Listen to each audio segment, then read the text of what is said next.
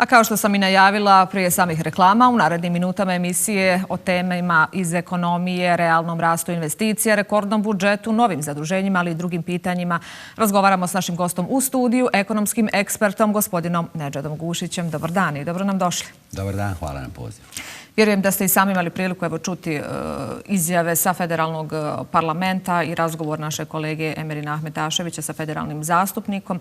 Dakle, ono što je u fokusu sjednice svakako jeste budžet za ovu godinu. Evo, kada je riječ o samom budžetu, evo spominje se kako je ponovo to rekordan budžet. S druge strane, govori se i o rekordnim zaduženjima. Kakav je vaš osvrt na to?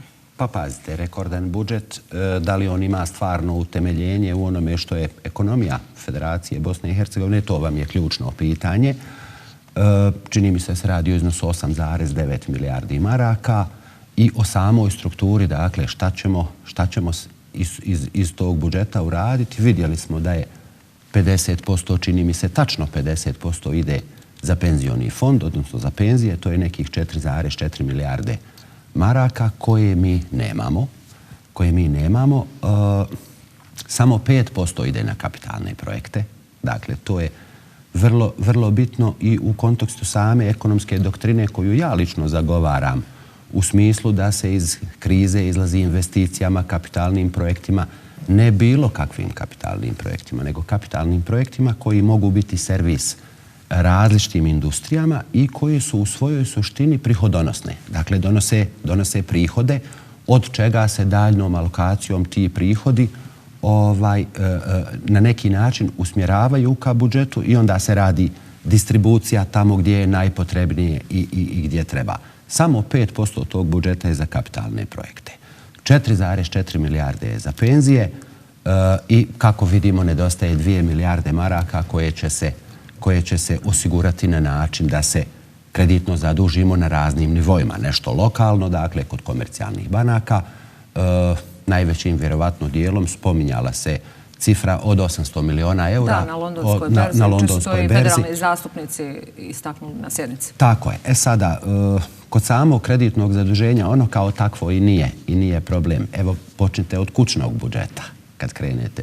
Većina ljudi, bar onih koje ja poznajem, većina ljudi koji imaju mala i srednja preduzeća ili malo veće firme su većinu razvoja svog poslovanja uspostavili na način da su se u jednom momentu kreditno zadužili u određenu namjenu. Tako da samo kreditno zaduženje kao takvo nije problem.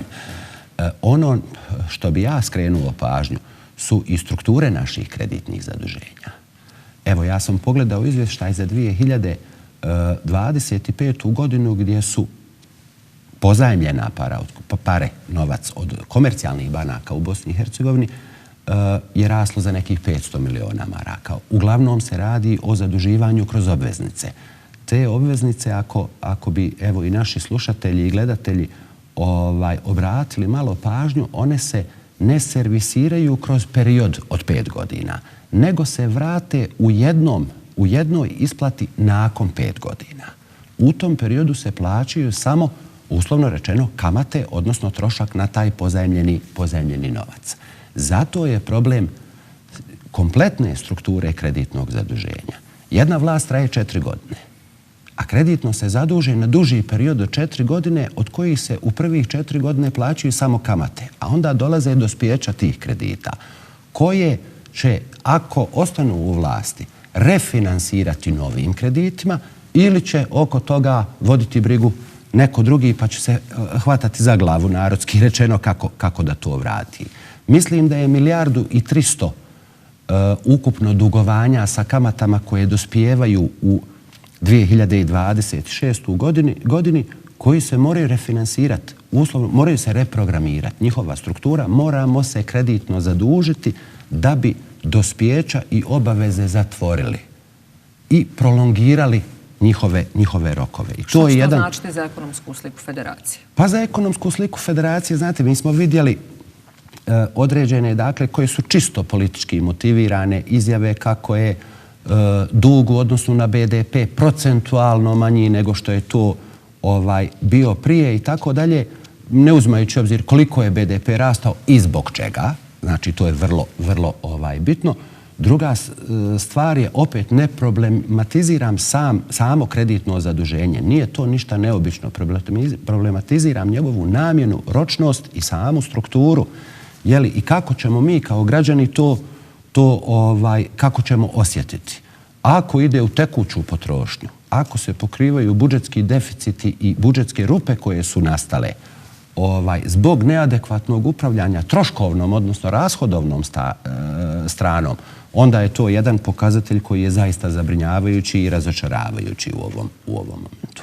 Da, ono na što su upozorili također zastupnici jeste da se 4. put budžet usvaja po hitnoj proceduri. Je li to zabrinjavajuće zaista? Je li bilo dovoljno vremena da se ima uvid i da imamo neku jasniju sliku, adekvatnu raspravu? Pa u odnosu na to da nismo u stanju da prebrojimo glasanje, ne znam šta bi vam rekao. Tako jedan krucijalan dokument koji u finansijskom smislu govori šta ćemo i kako ćemo i iz kojih izvora raditi kao Federacija Bosne i Hercegovine u 2026. godini, jedna njegova sama ozbiljnost kao takva ne može nas dovesti u poziciju da ga usvajamo po hitnoj proceduri. Tako da ja sam zaista protiv toga da se takav jedan dokument usvaja po hitnoj proceduri. To je nevjerovatno. Da, kada govorimo o ekonomskoj slici Federacije Bosne i Hercegovine, evo zaduženja smo već prethodno spomenuli. Dakle, tih zaduženja bilo je u protekloj godini, ona će se nastaviti i u ovoj godini. U kontekstu građana samih, na koji način se tu može reflektovati određene posljedice tih zaduženja? Pa pazite, ja sam već to i spominjao u javnim svojim nastupima. Ključni problem koji ja vidim je broj zaposlenih. To je dakle ono što je zaista problematično. Drugi dio koji vidim je nedovoljno direktnih stranih investicija i tim podacima se na jedan, da kažem tako, ne potpuno otvoren način manipuliše u određenom kontekstu.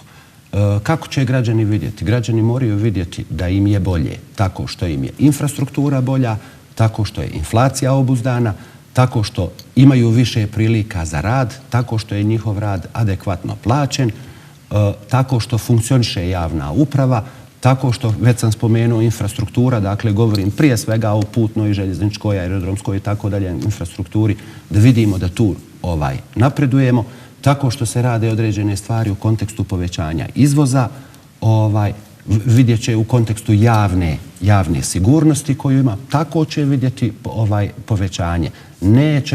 Neće puno poboljšanja u svom životnom standardu vidjeti, zato što dobiju od nekog tabelu da je nekad kreditno zaduženje Federacije bilo 19% ili 22% u odnosu na BDP, a sad je 19%. Šta to običnom čovjeku znači i šta on od toga ima konkretno? To je dakle, mi moramo implementirati, govorim kao društvo, implementirati budžete da se direktno vide u boljitku standarda života naših građana.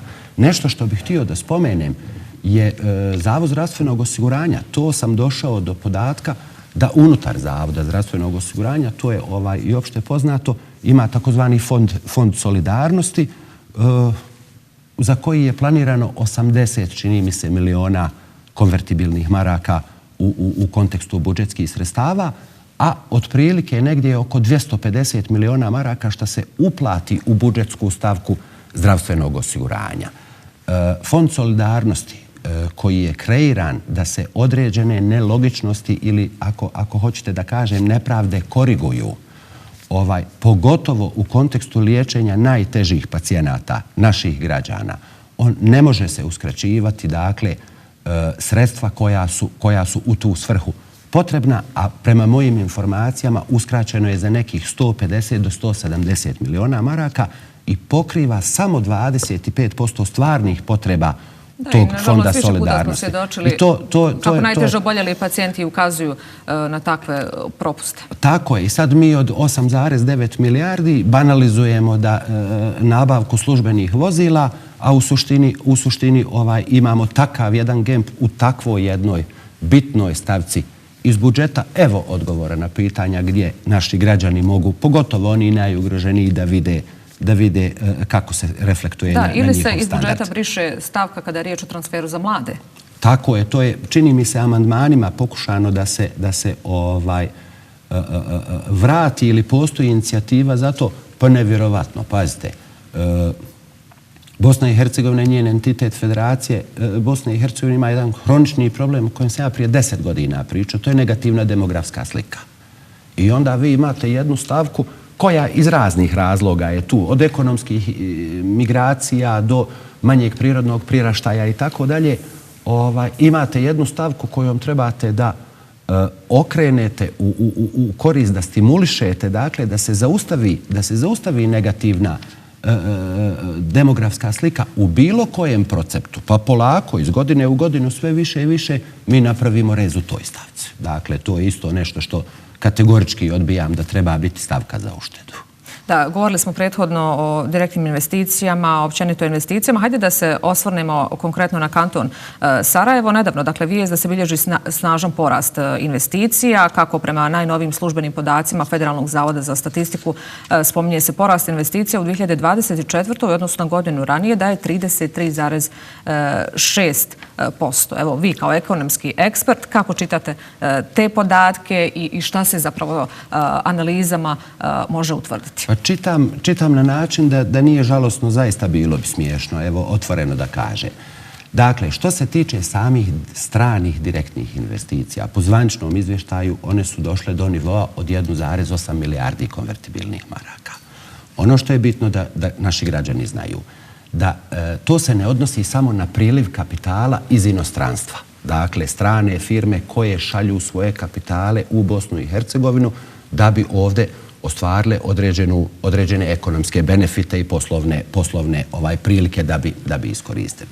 Nego tretira i već postojeće strane firme koje su već registrovane u Bosni i Hercegovini, posluju u skladu sa zakonom Bosne i Hercegovine, imaju apsolutno isti tretman, bez obzira što im je vlasnik iz inostranstva, imaju isti tretman kao da im je vlasnik iz Bosne i Hercegovine. Njihova neto dobit u tekućim godinama se također zbog činjenice da su stranog vlasništva te firme knjiži na poziciju direktnih stranih investicija. Dakle, od 1,8 preko 1,1 su strane firme koje su ostvarile svoje dobiti u prethodnoj godini, ja govorim za 2024. godinu, u Bosni i Hercegovini. Dakle, jednom za uvijek trebalo bi netirati neto priliv kapitala iz inostranstva u Bosnu i Hercegovinu i reći on je 700 miliona maraka. Nije 1,8 jer ostatak otpada na firme koje su ostvarile neto dobiti i ostavili sredstva u Bosni i Hercegovini u kontekstu da su ih pripisali kapitalu ili su ih potrošili kroz neka ulaganja u svoju aktivu. Jedan od najvećih rizika koje generalno vlade mogu imati je rizik kada većina stanovništva nije zadovoljna određenom društvenom pojavom. Nama se to u kantonu Sarajevo desilo zbog 30 cm snijega. Bez apsolutno bilo kakve politizacije oko toga. Apsolutno, dakle, čisto kao građanin koji živi u gradu Sarajevu. Grad je bio u kolapsu. Ne jedan dan, ne 2 dana, ne 3 dana. Nažalost, imali smo i smrtni slučaj. Dakle, izgubili smo jedan život. Na stotine je bilo padova, preloma, pune su bile hitne pomoći i urgentni centri. Potpuna je jedna nefunkcionalnost u kontekstu... Da, prošlo je već više od 2 sedmice, kako je pao snijeg i dalje nisu... Još nije do kraja, ali u onom kritičnom periodu od nekih 7, 8, 9 dana, dakle, potpuno je bio grad nefunkcionalan. To je izazvalo opravdanu reakciju javnosti. Kroz društvene mreže, kroz medije, kroz izjave, kroz ono što smo svojim očima vidjeli. Postoji jedna marketinška strategija koja kaže za svaku negativnu vijest trebate da izbacite 2 pozitivne vijesti. I to nije ništa sporno.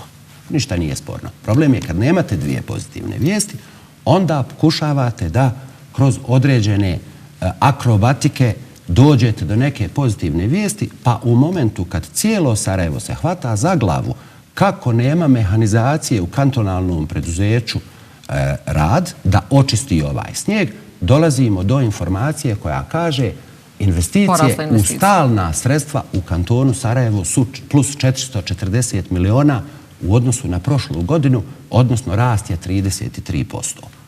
Ja nisam mogao vjerovati da takva vijest može izaći. Pogledao sam sam izvještaj. Dakle, od tih 440 miliona koje zaista jesu investirane u stalna sredstva, preko 100, evo reći ću vam tačan podatak, 130 miliona investirala javna uprava. Dakle, država sama kroz budžet, kad kažem država mislim na kanton, jer se radi o kantonu Sarajevo, je investirala 131 milion u stalna sredstva. U koja stalna sredstva? Evo upravo ovo što sam rekao. Oprema, mašinerija i vozila. Koja vozila? Nismo ih mogli vidjeti. Koja vozila? Da li su to vozila koja čiste snijeg? Da li su to vozila koja odvoze smeće? Koja su to vozila? Ova koja čiste snijeg i odvoze smeće, upravo u ovom periodu nismo ih mogli vidjeti. Ali pazite, upravo u ovom periodu ide ta vijest. Dakle, i u kontekstu tajminga, pa bolje bi bilo da se nije ništa reklo, da su se identifikovale stvari, to su objektivni problemi, s njima se treba uhvatiti u koštac, pošteno, čestito, korigovati probleme koje imamo. To je ono kako se voli svoja država.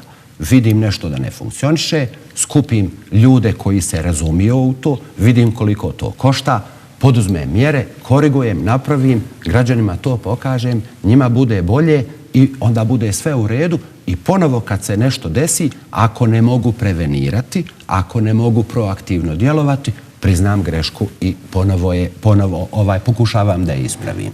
Dalje, 117 miliona je uloženo od strane trgovine na veliko. Dakle, mi znamo da je ovisnost jedna koncentracija kantona Sarajevo na trgovini i inače naše privrede, što nije dobro. Dakle, poznavajući ekonomiju kao nauku, mi moramo pričati o početnom stadiju ekonomskog ciklusa, a to je proizvodnja. Tu je gdje sve počinje. Trgovina dolazi... Ima li uopće kanton Sarajevo adekvatnu investicijsku strategiju? Pa ja sam pogledao i investicijsku strategiju, investicijske apetite i ono što je napisano. I evo, nije sporno da je dobro da ono što se tiče Sarajeva, da to bude jedan, kako da kažem, turistički centar. To je sjajno. Nakon toga trebate da kažete nama treba infrastruktura. Pa hajde da vidimo koliko ta infrastruktura košta. Nakon toga treba da kažete nama treba čišći grad, treba nam bolja sigurnost, sve radi turista, odnosno radi turizma. Treba nam bolji aerodrom, iako on nije direktno u kantonalnoj nadležnosti. Gradski prevoz, evo nešto je napravljeno u kontekstu gradskog prevoza i to je u redu, ali vi napravite investiciju u gradski prevoz, onda nismo u stanju da očistimo trolejbusko stajalište, na kojem imate pola metra snijega i leda utabanog, gdje stvarno morate biti profesionalni sportista da preskočite preko toga i da uđete u taj tramvaj koji smo kupili. Dakle, mora jedna sveobuhvatna strategija. Ne treba se voditi politikom za svaku negativnu vijest. Opravdana je nezadovoljstvo građana. To treba priznati, prihvatiti i korigovati. I uhvatiti se u a ne davati razne izjave po medijima i tako dalje i onda od strane ljudi koji su uposleni u istim tim administracijama za 1500 maraka, a posao im je da bustaju te objave, kreirati tako jedno javno mišljenje koje nema utemeljenje u onome što mi stvarno živimo u kantonu Sarajevo. I evo još kratko za kraj da spomenemo i globalna ekonomska kretanja i svjetski ekonomski forum u Davosu. Gdje je Bosna i Hercegovina u toj globalnoj slici ako se osvrnemo na sva ta dešavanja u svijetu? To je onako dosta kompleksno pitanje. Ali u jednom kratkom odgovoru šta biste nam mogli kazati? Dosta je poruka došlo iz Davosa. Vidjeli smo i određeni bojkot zemalja na prisustvo, prije svega mislim na dešavanja oko Grenlanda, odnosno bojkot Danske, ako se ne varam. Poremećene donekle odnose između Sjedinjenih Američkih Država i Evropske unije. Najavljene carine nove. Najavljene carine koje bi trebali biti u prvom mahu 10%, a negdje od sredine godine 25%, što će destimulirati izvoz prema Sjedinjenim Američkim Državama. Ukupno Evropska unija od kompletnog svog izvoza negdje oko 1/5, oko 20% alocira u Sjedinjene Američke Države. Uglavnom tu prednjače Njemačka, Italija, Francuska, Holandija i tako dalje. Ono što nas interesuje kao malu zemlju koja nema neki globalni impakt i da vidimo koliko smo mi vezani za te ekonomije. Mi imamo već negativan izvoz u odnosu na uvoz, dakle imamo taj jedan deficit od preko milijardu maraka, ako nas to pogodi da ćemo zbog manjih narudžbi imati još manje izvoza, potrebno je napraviti jedan interventni contingency plan da vidimo kako ćemo se generalno kao društvo nositi s tim dok ne dođe do nekih novih dogovora na koji mi kao mala zemlja i slabašna ekonomija ne možemo utjecati, ali možemo ono što je do nas uraditi. Da li se neko tim trenutno bavi, nisam siguran. Hvala vam lijepo za izdvojeno vrijeme i hvala vam za vaše današnje analize. Hvala vama i na dobrim pitanjima i hvala vam na jednom objektivnom informisanju javnosti u dnevnim dešavanjima u Bosni i Hercegovini. Hvala vam. U Zastupničkom domu Parlamenta Federacije Bosne i Hercegovine odbijen je prijedlog da se Zakon o policijskim službenicima Federacije razmatra po hitnom postupku. Ta odluka izazvala je burne reakcije od oštrih poruka ministra unutrašnjih poslova Federacije Bosne i Hercegovine, koji govori o izdaji i udaru na Federalnu upravu policije, do zadovoljstva iz sindikalnih redova uz poruke da se ne smije donositi ad hoc rješenje za jedno od najosjetljivijih pitanja u sigurnosnom sistemu. Najnovija vijest kaže da odlukom Vlade Federacije ovaj prijedlog povučen iz parlamentarne procedure. O svemu tome danas razgovaramo s Mirzom Hadžiabdićem, predsjednikom Unije samostalnih sindikata policije Federacije Bosne i Hercegovine. Dobar dan i dobro nam došli. Dobar dan vama i gledalcima televizije. Hajde. Dakle, bilo je burno na sjednici, ipak danas odluka, zakon se povlači iz parlamentarne procedure. Kakva je vaša reakcija na to? Pa u suštini to je bio jedan od naših sindikalnih zahtjeva i evo na kraju, obzirom da je jučer odbijen prijedlog da se razmatra ovaj zakon po hitnom postupku u Zastupničkom domu Parlamenta Federacije Bosne i Hercegovine, danas je vlada odlučila i povukla zakon iz dalje procedure. Kada je riječ o jučerašnjem danu, odnosno jučerašnjoj sjednici, i samo sam navela to u uvodu, u najavi, dakle, oštre poruke nekako stigle su od ministra unutrašnjih poslova Federacije Bosne i Hercegovine. Čini se da je ministar bio siguran da će takav prijedlog i proći. Pa evo, s jedne strane ministar je bio siguran da će proći, a mi smo bili sigurni da neće proći. Ne volim da na takav način komuniciramo. Ono što mi predlažemo i što smo predlagali cijelo vrijeme jeste da naš socijalni dijalog treba da bude na znatno višem nivou, ali sa onim reprezentativnim sindikatima, a ne sa sindikatima koji su nereprezentativni, koji imaju nekoliko desetina članova i ganjaju neke lične interese. Dakle, mi smo jedan od dva reprezentativna sindikata na nivou Federacije Bosne i Hercegovine i imamo sindikat treći federalnih službenika Federalnog ministarstva unutrašnjih poslova, čiji je predsjednik upravnog odbora kolega Rotić. Dakle, i to je reprezentativan sindikat kod poslodavca, dakle, kod Federalnog ministarstva unutrašnjih poslova. To su, dakle, tri sindikata sa kojima treba da razgovara gospodin Isak i Vlada Federacije kada su u pitanju zakonska rješenja, odnosno radno-pravni status policijskih službenika u Federaciji Bosne i Hercegovine. Da, evo, kada kažete reprezentativni i nereprezentativni sindikat, kako na koji način došlo do tih podjela, kakve su zapravo posljedice za policiju i policijske službenike? Pa ima još jedan sindikat u federalnom MUP-u, odnosno Federalnoj upravi policije koji je formiran, a koji nije reprezentativan. Dakle, to je u skladu sa zakonom je formiran, naravno. Ali u suštini nije reprezentativan jer nema dovoljan broj članova da bi donosio odluke i odlučivao o određenim pravima policijskih službenika i da bi učestvovao na reprezentativan način u tako da kažem, dijalogu sa poslodavcem. Da, evo, kada je riječ o samom prijedlogu zakona koji se trebao naći, dakle, na jučerašnjoj sjednici, odnosno da se razmatra po hitnoj proceduri, šta kažete uopće za taj prijedlog? Nešto što ste mogli uvidjeti kroz samu dokumentaciju, kroz analize samog prijedloga?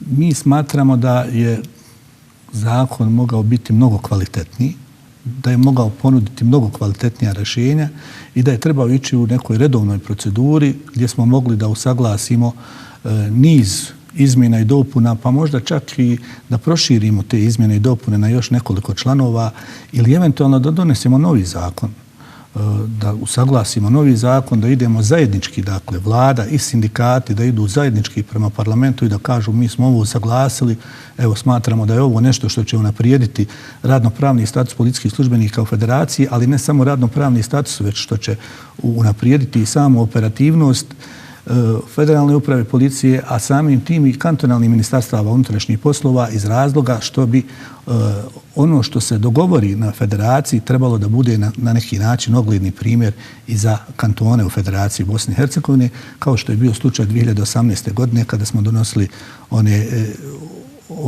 izmjene i dopune zakona o PIU, odnosno zakon o PIU i poslije izmjene i dopune zakona o policijskim službenicima, kako na nivou federacije, tako i na nivou kantona, gdje su svi kantoni poslije u svoje zakonodavstvo dakle involvirali one odredbe koje su bile usaglašene i izglasane, odnosno usvojene na nivou federacije.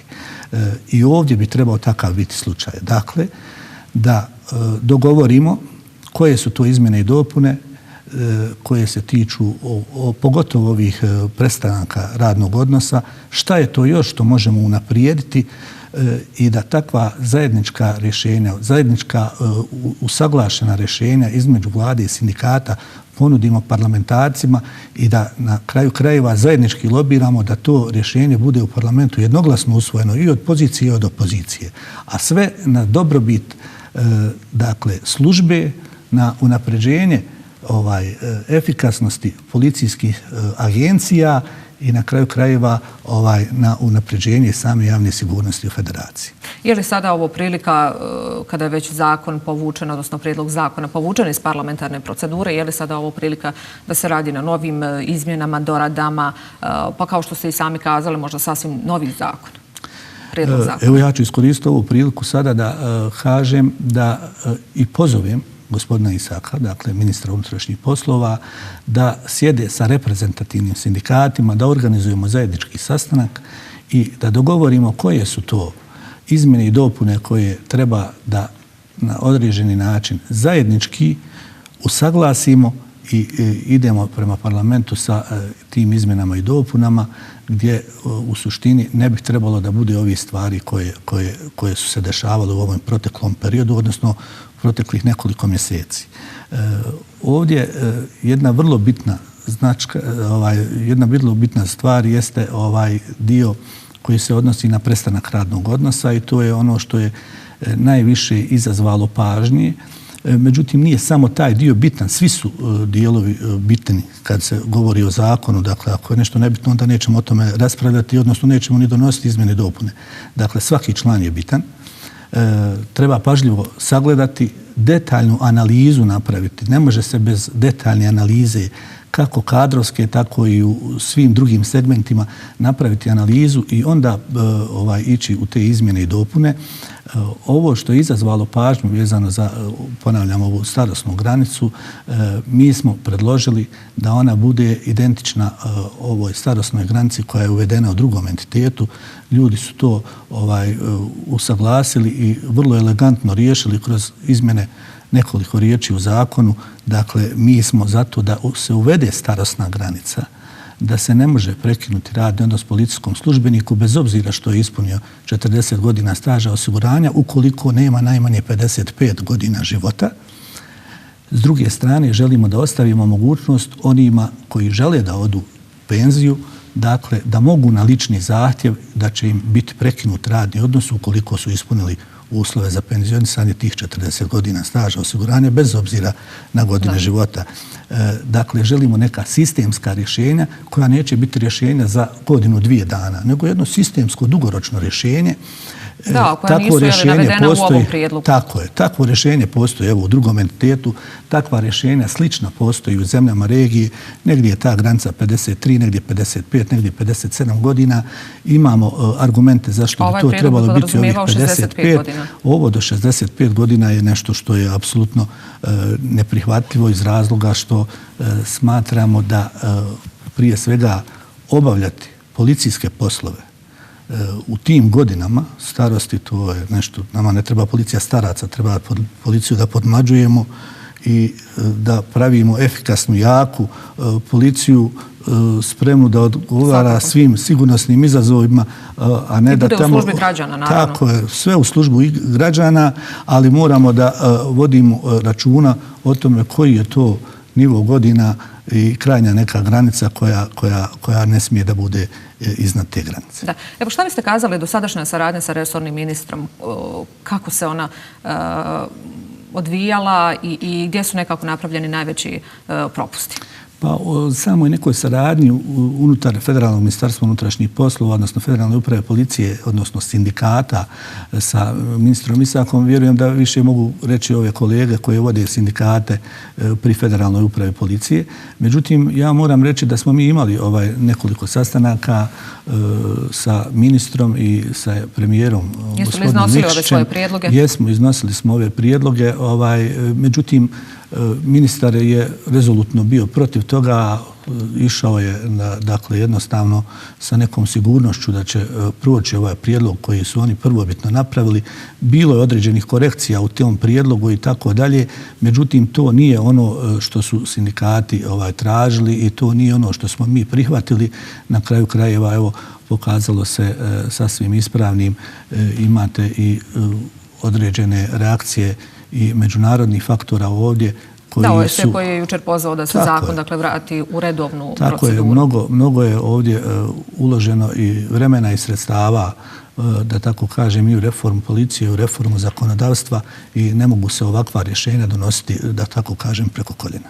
Da, ipak smo mogli čuti ministra Isaka kako kaže da je odbijanje hitne procedure udar na FUP. Kako vi odgovarate na tako nešto? Pa ja zaista ne bih komentarisao to, mislim, ne vjerujem da je to nekakav udar. U suštini treba to shvatiti kao poruku da treba sjesti, razgovarati i uključiti sve relevantne faktore i dogovoriti bolje zakonsko rješenje koje definitivno postoji u odnosu na ono kako je bilo predloženo. Da li se ovaj zakon pokušao na neki način politizirati? Pa vjerujem da je bilo toga, ali ja ne bih zaista ulazio u neke te političke igre. Isključivo govorimo ovdje u ime sindikata. Da, evo, prethodno ste nam kazali da ćete vi sindikati predložiti sistemsko dugoročno rješenje. Nadate li se možda u skorije vrijeme da ćete već imati konkretne razgovore, pregovore u vladi federacije možda? Vidite, mi smo u više navrata tražili konkretne razgovore, dogovore, usaglašavanja.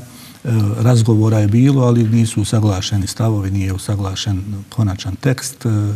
Ovo ponavljam, dakle koristim i ovu priliku, evo javno pozivam na sastanke resornog ministarstva, vlade federacije i reprezentativnih sindikata kako bismo napravili najbolje moguće rješenje u ovom momentu, a sve za dobrobit javne sigurnosti, za interes svih unutar policijskih redova, a ne za nekakav bilo čiji neki personalni lični interes. Da, koliki problem predstavlja zapravo što imamo reprezentativni, nereprezentativni sindikat, ta razjedinjenost?